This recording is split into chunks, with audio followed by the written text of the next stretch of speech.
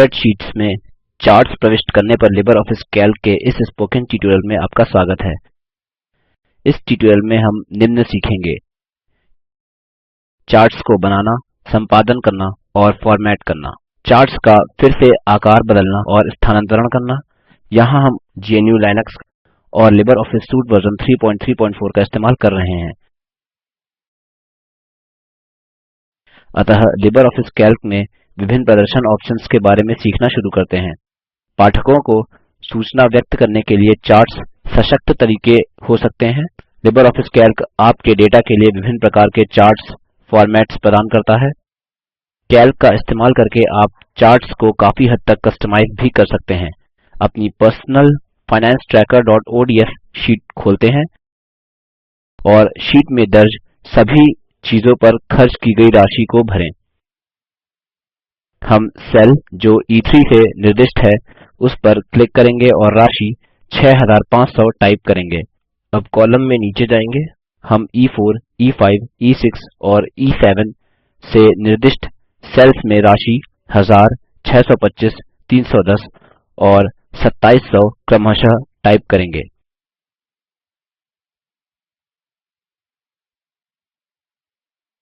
अब शीट में दर्ज सभी चीजों के लिए पाई गई राशि भरेंगे। अतः F3 से निर्दिष्ट सेल पर क्लिक करें और राशि 500 टाइप करें। अब इस कॉलम में नीचे जाएं। हम F4, F5, F6 और F7 से निर्दिष्ट सेल्स में राशि 200, 75, 10 और 700 क्रमशः टाइप करेंगे।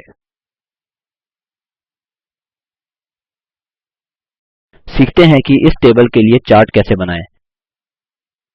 एक चार्ट बनाने के लिए सबसे पहले हमें चार्ट में सम्मिलित किए जाने वाले डेटा को चुनना होगा। अतः सेल SN पर क्लिक करें और माउस बटन बिना छोड़ें कर्सर को आखिरी सेल तक ड्रैग करें जिसमें 700 है। अब मेन्यू बार में इंसर्ट ऑप्शन पर क्लिक करें और फिर चार्ट ऑप्शन पर क्लिक करें। आप देखते हैं कि डेट के साथ डिफ़ॉल्ट चार्ट वर्कशीट में सम्मिलित हो गया है। साथ ही चार्ट विजार्ड डायलॉग बॉक्स प्रदर्शित होता है। चार्ट विजार्ड प्रदर्शित करता है कि डिफ़ॉल्ट चार्ट चुनित है। यह डिफ़ॉल्ट चार्ट चार्ट विजार्ड में आपके द्वारा किए गए बदलावों को दर्शाने के लिए अपडेट करता है। चार्ट विजार्ड डायलॉग बॉक्स में 3 मुख्य भाग होते हैं: चार्ट को बनाने में सम्मिलित निर्देश, चार्ट के प्रकारों का चुनाव और चार्ट के प्रत्येक प्रकार के लिए ऑप्शन्स। 3D लुक ऑप्शन को चेक करके चार्ट प्रदर्शन को 3 डायमेंशन में भी प्रदर्शित कर सकते हैं। चलिए इन ऑप्शन्स की कोशिश करते हैं। हम चूसे आ चार्ट टाइप फील्ड के अंदर बार ऑप्शन पर क्लिक करेंगे। ध्यान दें कि नमूना चार्ट टेबल के डेटा को बार प्रारूप में प्रदर्शित करता है। उसी प्रकार से आप अन्य ऑप्शन्स जैसे पाई, एरिया, बबल पर क्लिक कर सकते हैं और चूसे आ चार्ट टाइप फील्ड के अंदर भी कई अन्य ऑप्शन्स पर क्लिक कर सकते हैं और अपेक्षित चार्ट प्राप्त कर सकते हैं। स्टेप्स ऑप्शन के अंदर हमारे पास डेटा रेंज नामक एक और ऑप्शन है। इस ऑप्शन का उपयोग करके आपको चार्ट में जितना डेटा प्रदर्शित करना है उसकी सीमा खुद से बदल सकते हैं। डेटा को बनाने का default option data series in columns है। हम तरीका बदल सकते हैं। डेटा सीरीज इन रोज का उपयोग करने के बजाय हम डेटा को प्लॉट करना चाहते हैं। यह लाभदायक है यदि आप अपने डेटा को दर्शाने के लिए चार्ट की स्टाइल जैसे कि कॉलम का इस्तेमाल करते हैं। अंततः आप चुन सकते हैं कि फर्स्ट रो एज लेबल इस्तेमाल करना है या फर्स्ट कॉलम एज लेबल, या चार्ट के अक्ष पर लेबल्स के लिए दोनों। फिर डेटा सीरीज इन कॉलम में फिर से क्लिक करें। अब अपने नमूने चार्ट में यदि हम शीर्षक रिसीव्ड के अंदर का डेटा हटाना चाहते हैं, हम यह सबसे पहले डेटा रेंज फील्ड पर क्लिक करके कर सकते हैं और फिर range $A$1 is to $F$7 to $A$1 is to $D$7 का संपादन करके कर सकते हैं। शीर्षक रिसीव्ड के अंदर के डेटा पर ध्यान दें। यह चार्ट में अब नहीं प्रदर्शित है। अगला देखते हैं कि डेटा सीरीज क्या करता है। ध्यान दें, यहाँ 5 रोज़ हैं जो हमारी स्प्रेडशीट में डेटा की सभी रोज़ को प्रदर्शित कर रही है। ऐड और रिमूव बटन्स हमें चार्ट में डेटा जोड़ने और हटाने की अनुमति देंगे। अप और डाउन बटन्स का इस्तेमाल करके हम डेटा को फिर से क्रमबद्ध भी कर सकते हैं। अतः डेटा और उसको चार्ट में प्रदर्शित करने के तरीके को चुनने के बाद डायलॉग बॉक्स में फिनिश बटन पर क्लिक करें। आप देखते हैं कि चार्ट स्प्रेडशीट्स में प्रविष्ट हो गया है।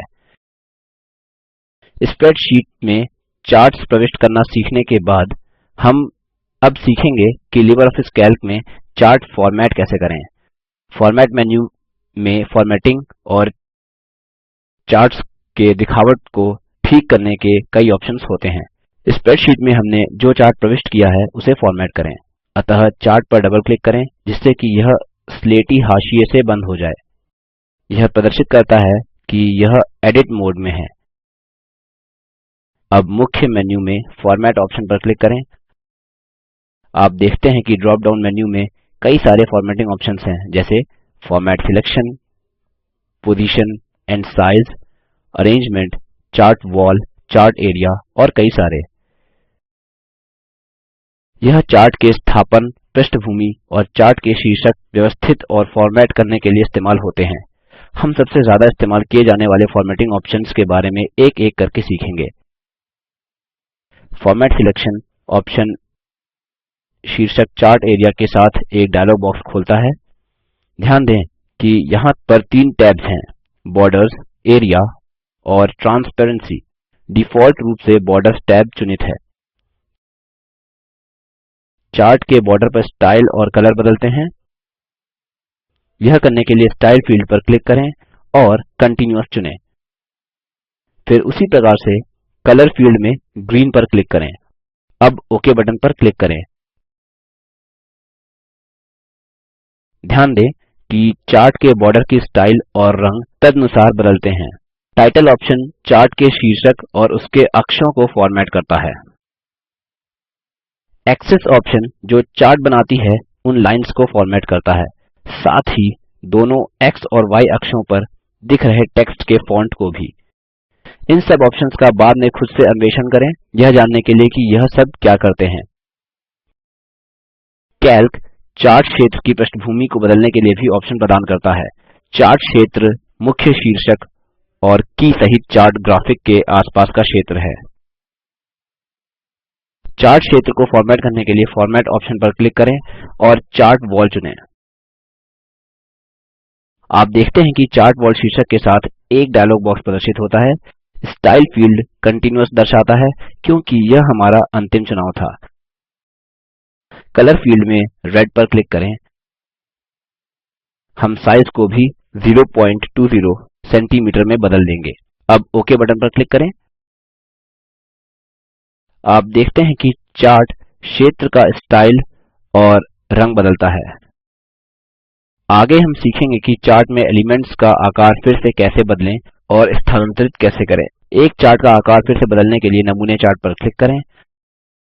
आप देखते हैं कि चार्ट के किनारे हरे हैंडल्स दिखते हैं। चार्ट का आकार बढ़ाने या घटाने के लिए चार्ट के 4 कोनों में एक मार्कर पर क्लिक और ड्रैग करें। चार्ट को स्थानांतरित करने के लिए पहले चार्ट पर क्लिक करें। अब कर्सर को चार्ट के ऊपर कहीं भी घुमाएं। कर्सर हाथ में बदल जाता है। चार्ट पर क्लिक करें और इच्छित स्थान पर ले जाएं। अब माउस का बटन छोड़ें। आपने चार्ट स्थानांतरित कर लिया। अगला हम सीखेंगे कि position and size dialog box का इस्तेमाल करके चार्ट्स का आकार कैसे बदलें। फिर से चार्ट पर क्लिक करें। अब चार्ट पर दायां क्लिक करें और कॉन्टेक्स्ट मेन्यू से पोजीशन एंड साइज चुनें। Position and size dialog box प्रदर्शित होता है। इसमें कई सारे फील्ड्स होते हैं जो चार्ट के एक्स और वाई स्थानों को और साथ ही लंबाई और चौड़ाई को निर्धारित कर सकते हैं। अपने चार्ट के लिए एक्स निर्देशांक को 1.00 और वाई निर्देशांक को 0.83 निर्धारित करें। ओक बटन पर क्लिक करें। हम देखते हैं कि चार्ट निर्धारित वैल्यूज अनुसार चार्ट क्षेत्र के अंदर ही अपना स्थापन करता है। इसी के साथ हम इस स्पोकन ट्यूटोरियल के समाप्ति की ओर आ गए हैं। संक्षेप में हमने सीखा कि कैसे चार्ट्स बनाएं, उनका संपादन और फॉर्मेटिंग करें। हमने यह भी सीखा कि कैसे स्प्रेडशीट के अंदर चार्ट्स का आकार बदलें और स्थानांतरित करें। व्यापक नियत कार्य: अपनी स्प्रेडशीट practiceओडीएस खोलें। डेटा के लिए पाई चार्ट प्रविष्ट करें। चार्ट का आकार बदलें और शीट के दाएं कोने में स्थानांतरित करें।